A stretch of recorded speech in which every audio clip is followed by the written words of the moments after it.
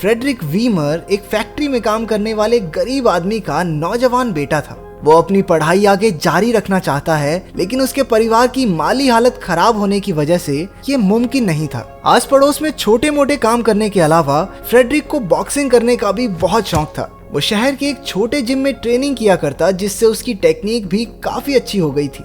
एक दिन उसके जिम में एक बॉक्सिंग ट्रेनर आया जो नेपोला नाम के एक नाजी स्कूल में टीचर भी था। वो अपने साथ अपने प्रोफेशनल बॉक्सिंग स्टूडेंट्स को लाया, जिनमें से एक के साथ फ्रेडरिक की बॉक्सिंग फाइट होगी। उसने बहुत जोरदार अंदाज में फाइट की, जिससे वो नाजी ट्रेनर भी उससे काफी इंप्रेस हुआ। लेकिन जब फाइट को जीतने के लिए ओपोनेंट को नॉकआउट करने की बात आई तो उसे अपने विरोधी पर दया आ गई और इसी चक्कर में वो मैच हार भी गया। हालांकि वो जीता नहीं, लेकिन ट्रेनर को इम्प्रेस करने में कामयाब रहा। उसने फ्रेडरिक को नेपोला में दाखिला लेने की सलाह भी दी। नेपोला से पढ़ाई पूरी करके वो एक आर्मी ऑफिसर बन जाएगा, जिसे जिंदगी में कभी पैसों की चिंता नहीं करनी पड़ेगी। परेशानी थी तो सिर्फ एक, उसके पिता नाजियों के सख्त खिलाफ थे और उन्होंने उसके एडमिशन लेटर पर दस्तखत करने से साफ मना कर दिया। पर फ्रेडरिक ने अपने सपनों को पूरा करने के लिए अपने पिता के नकली दस्तखत किए और घर से भाग गया। अगली सुबह उसके माँ बाप को एक खत मिला, जिसमें फ्रेडरिक ने लिखा था कि वो नेपोला ज्वाइन करने के लिए एलेनस्टेन जा रहा है। नेपोला की बिल्डिंग किसी फिल्मी किले से कम नहीं थी। उसे देखकर फ्रेडरिक की आंखें खुली रह गई।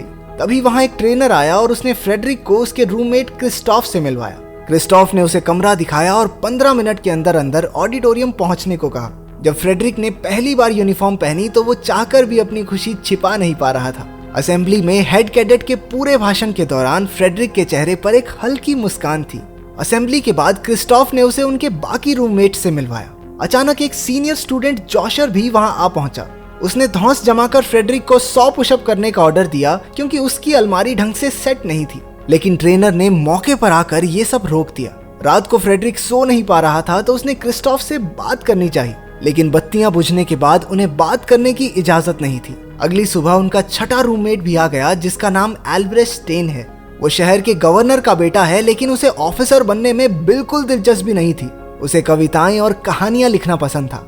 उसने फ्रेडरिक की बेड सेट करने में मदद की, जिससे वो दोस्त बन गए। इसके बाद उनकी ट्रेनिंग करवाने एक बेरहम इंस्ट्रक्टर आया, जिसका नाम कार्ल था। जोशर ने कार्ल से शिकायत की कि फ्रेडरिक के रूममेट सिगी ने 1 महीने में दूसरी बार अपना बेड गीला कर दिया है। सजा के तौर पर उसे अपना गद्दा वहां लाकर सबके सामने उस पर पेशाब करने के लिए मजबूर किया गया। उसे ऐसी चीज के लिए बेइज्जत किया गया जिसे रोकना शायद उसके हाथ में था ही नहीं। क्लास में उन्हें हिटलर के भाषणों के बारे में पढ़ाया जाता। वो सब उसकी बुद्धिमानी और समझदारी पर निबंध लिखते। उन्हें सिखाया जाता कि इस दुनिया में वही जिंदा रह सकता है जो सबसे ताकतवर हो। इसी थ्योरी की वजह से नाजीज यहूदियों को मारना जायज समझते थे। इसके साथ साथ उन सबको निशाना लगाने और कई हथियारों को चलाने की भी ट्रेनिंग दी गई। फ्रेडरिक ने बॉक्सिंग क्लब ज्वाइन कर लिया। हमें पता चलता है कि नेपोला अकेडमी इंटर स्कूल कंपटीशन में बॉक्सिंग चैंपियन हुआ करती थी, लेकिन पिछले कई सालों से वो लगातार हार रहे थे। उसके ट्रेनर को उम्मीद थी कि फ्रेडरिक की बदौलत इस साल तो मेडल जरूर आएगा। गुजरते समय के साथ फ्रेडरिक और एल्ब्रेcht की दोस्ती गहरी हो गई। रात में वो दोनों जोखिम उठाकर नौकरों के कमरे में गए, जहां उन्होंने छिपकर एक लड़की को कपड़े बदलते हुए देखा।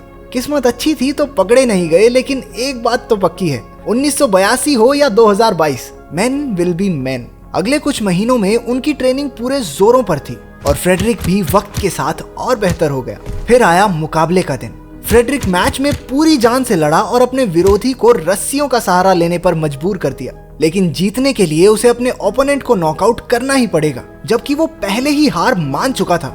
एक बार फिर से फ्रेडरिक दुविधा में था, लेकिन इस बार उसने जीतने की ठानी। सभी उसके लिए तालियां बजाने लगे, सिवाय एल्ब्रेcht के, जिसका मानना था कि हार मान चुके इंसान को मारना सही नहीं है। सभी बड़े ऑफिसर्स ने फ्रेडरिक की जमकर तारीफ की और वो खुद को 7वें आसमान पर महसूस कर रहा था। लेकिन एल्ब्रेcht ने उसे आईना दिखाते हुए कहा कि वो बाकियों की तरह निर्दयी बन चुका है। अगली सुबह सिगी ने फिर से बिस्तर गीला कर दिया।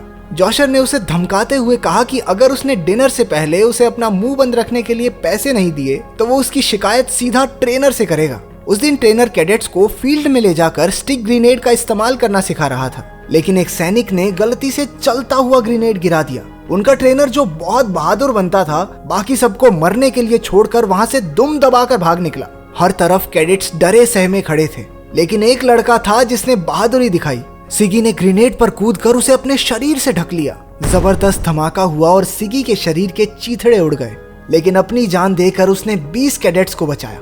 अगले दिन उसकी बहादुरी और शौर्य के लिए उसे मेडल ऑफ ऑनर से सम्मानित किया गया। लेकिन फ्रेडरिक को ये बात बहुत चुभ रही थी कि जिस इंसान ने सिगी को अपना बिस्तर गीला करने पर कमजोर और कायर कहकर उसे सजा दी, वो खुद जरूरत के समय सबसे बड़ा भगोड़ा निकला। वहां मौजूद हर फौजी को ट्रेनर पर गुस्सा आ रहा था। अगले दिन वो सबको अपने पेट की मसल्स मजबूत करने की ट्रेनिंग दे रहा था। उसने उनमें से एक को अपनी ताकत दिखाने के लिए अपने पेट में मुक्का मारने के लिए कहा। फ्रेडरिक खुद से आगे बढ़ा और सिगी की मौत का बदला लेने के लिए एक जोरदार घूसा उसके पेट में दिया। बाद में अल्ब्रिच ने फ्रेडरिक को अपने पिता के जन्मदिन पर हवेली में आने का न्योता दिया। उस शाही हवेली को देखकर फ्रेडरिक दंग रह गया। लेकिन सबसे ज्यादा हैरान कर देने वाली बात तो ये थी कि अल्ब्रिच के पिता उसे कुछ नहीं समझते थे। गवर्नर ने सबके सामने अल्ब्रिच को कविता सुनाने से भी रोक दिया। ये साफ था कि उसके हिसाब से कविताएं और कहानियां मर्दों का काम नहीं। वो चाहता था कि उसका बेटा फ्रेडरिक जैसा बने। जब सारे आदमी शराब के नशे में धुत हो गए तो उन्होंने फ्रेडरिक और अल्ब्रिच को एक बॉक्सिंग मैच के लिए उकसाया। वो दोनों हिचकिचा रहे थे, लेकिन उन ऑफिसर्स ने कह कहकर जबरदस्ती उन्हें एक दूसरे से लड़वाया। फ्रेडरिक की जीत तो पक्की ही थी, लेकिन वो अपने दोस्त को चोट नहीं पहुंचाना चाहता था। पर अल्ब्रिच को भी किसी की दया नहीं चाहिए थी, इसलिए उसने फ्रेडरिक को अपनी पूरी जान लगाने के लिए कहा। नतीजा ये हुआ कि वो एक ही घूसे में चित हो गया। उसके पिता और उनके दोस्त मिलकर फ्रेडरिक की तारीफों के पुल बांधने लगे और बेचारा अल्ब्रिच धीरे से अपने कमरे की तरफ चला गया। वो दोनों सर्दियों की शुरुआत में अकेडमी वापस पहुंचे।